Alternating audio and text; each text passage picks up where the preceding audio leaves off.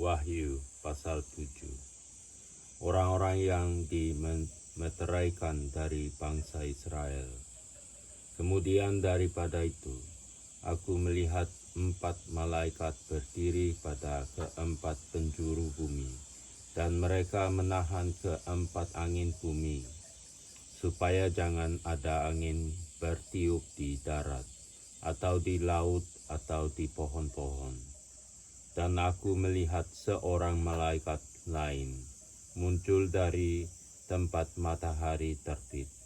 Ia membawa meterai Allah yang hidup, dan ia berseru dengan suara nyaring kepada keempat malaikat yang ditugaskan untuk merusakkan bumi dan laut. Katanya, janganlah merusakkan bumi atau laut atau pohon-pohon sebelum kami memeteraikan hamba-hamba Allah kami pada dahi mereka. Dan aku mendengar jumlah mereka yang dimeteraikan itu 144.000 yang telah dimeteraikan dari semua suku keturunan Israel. Dari suku Yehuda 212.000 yang dimeteraikan, dan dari suku Ruben 12.000, dari suku Gad 12.000, dari suku Asher 12.000, dari suku Naftali 12.000, dari suku Manasye 12.000, dari suku Simeon 12.000, dari suku Lewi 12.000, dari suku Isakar 12.000, dari suku Zebulon 12.000, dari suku Yusuf 12.000, dari suku Benyamin 12.000. Orang banyak yang tidak terhitung banyaknya. Kemudian daripada itu, aku melihat sesungguhnya suatu kumpulan besar orang banyak yang tidak dapat terhitung banyaknya, dari segala bangsa dan suku dan kaum dan bahasa, berdiri di hadapan takhta dan di hadapan Anak Domba, memakai jubah putih dan memegang daun-daun palem di tangan mereka, dan dengan suara nyaring mereka berseru, keselamatan bagi Allah kami yang duduk di atas takhta dan bagi Anak Domba. Dan semua malaikat berdiri mengelilingi takhta dan tua-tua dan keempat makhluk itu. Mereka tersungkur di hadapan takhta itu dan menyembah Allah sambil berkata, Amin, puji-pujian dan kemuliaan dan hikmat dan syukur dan hormat dan kekuasaan dan kekuatan bagi Allah kita sampai selama-lamanya. Amin. Dan seorang dari antara tua-tua itu berkata kepadaku, siapakah mereka yang memakai jubah putih itu, dan dari manakah mereka datang? Maka kataku kepadanya, Tuanku, Tuhan mengetahuinya. Lalu ia berkata kepadaku, mereka ini adalah orang-orang yang keluar dari kesusahan yang besar, dan mereka telah mencuci jubah mereka dan membuatnya putih di dalam darah Anak Domba. Karena itu mereka berdiri di hadapan takhta Allah dan melayani Dia siang malam di bait sucinya. Dan Ia yang duduk di atas takhta itu akan membentangkan kemahnya di atas mereka.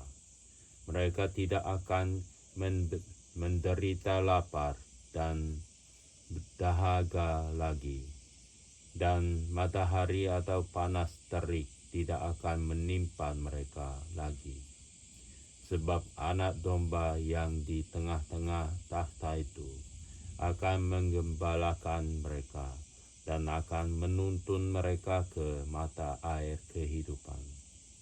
Dan Allah akan menghapus segala air mata dari mata mereka. Pasal 8. Meterai yang ketujuh. Dan ketika anak domba itu membuka meterai yang ketujuh, maka sunyi senyaplah di sorga, kira-kira setengah jam lamanya. Lalu aku melihat ketujuh malaikat yang berdiri di hadapan Allah, dan kepada mereka diberikan 7 sangkakala.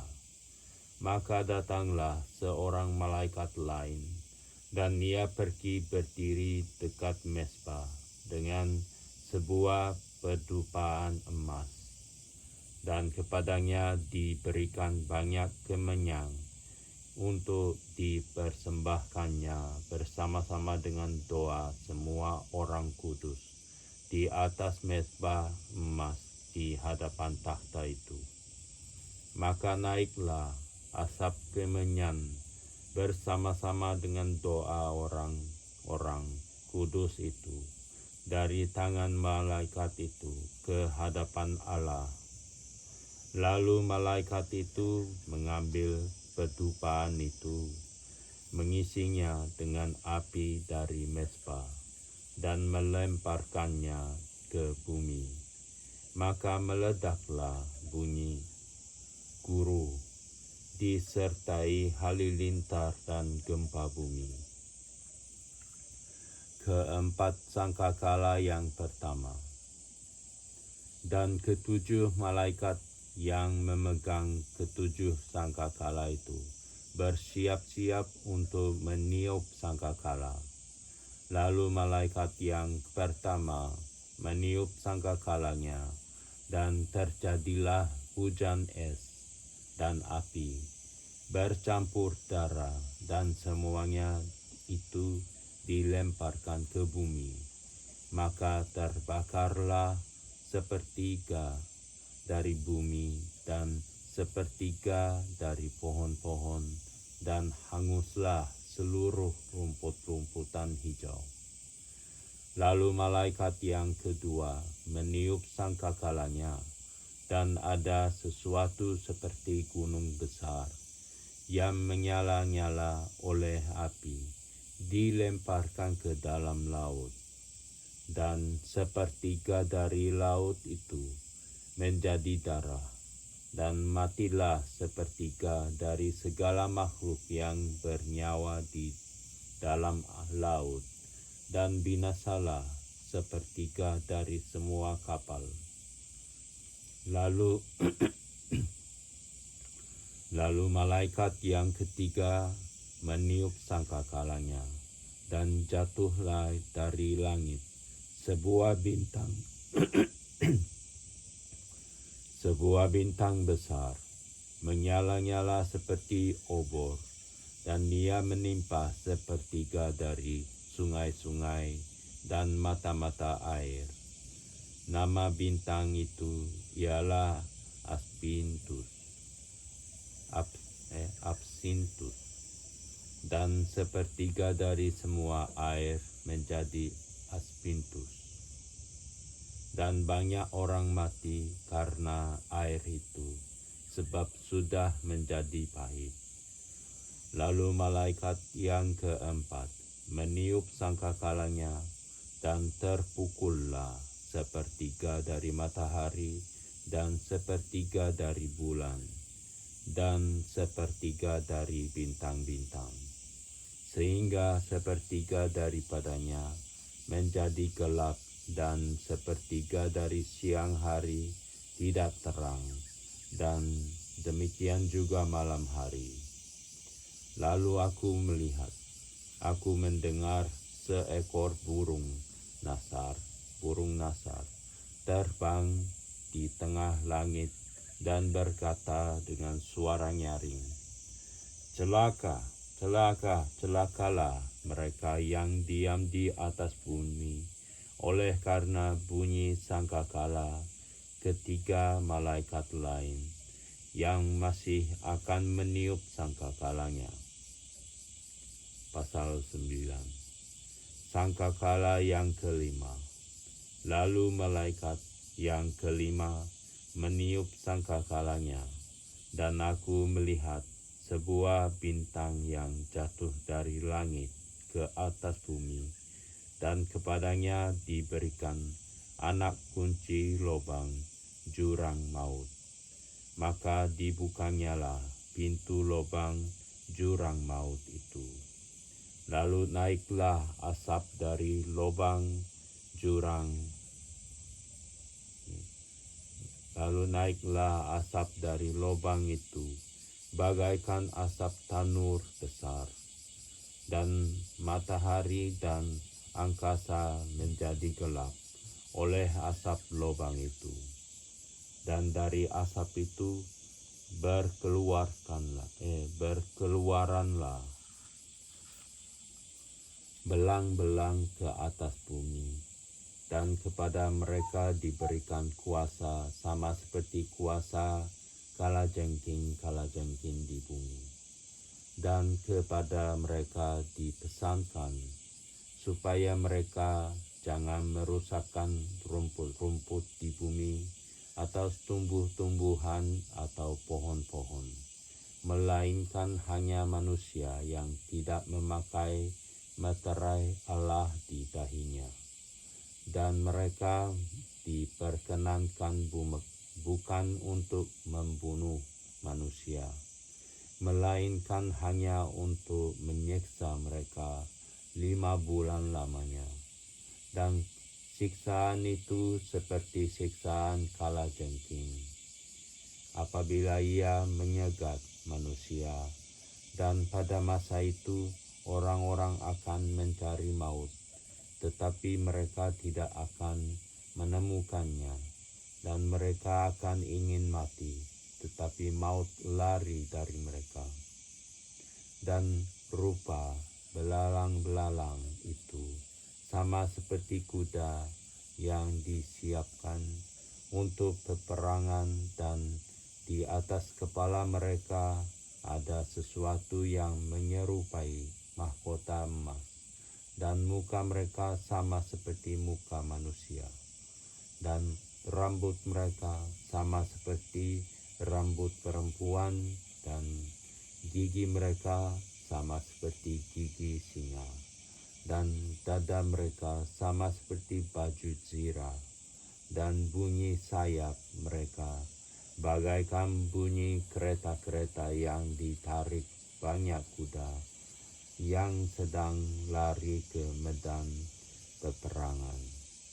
Dan ekor mereka sama seperti kalajengking, dan ada sengatnya, dan di dalam ekor mereka itu terdapat kuasa mereka untuk menyakiti manusia 5 bulan lamanya. Dan raja yang memerintah mereka ialah malaikat jurang maut.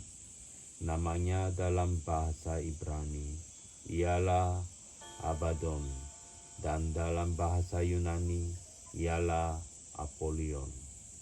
Celaka yang pertama sudah lewat. Sekarang akan menyusul 2 celaka lagi. Sangkakala yang ke-6.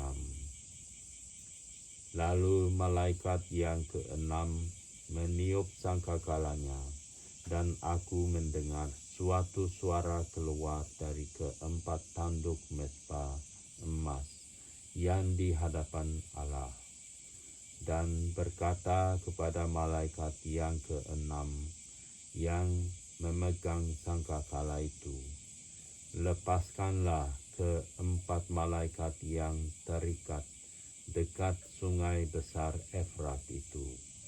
Maka dilepaskanlah keempat malaikat yang telah disiapkan bagi jam dan hari, bulan dan tahun, untuk membunuh sepertiga dari umat manusia. Dan jumlah tentara itu ialah 20.000 laksa pasukan berkuda. Aku mendengar jumlah mereka.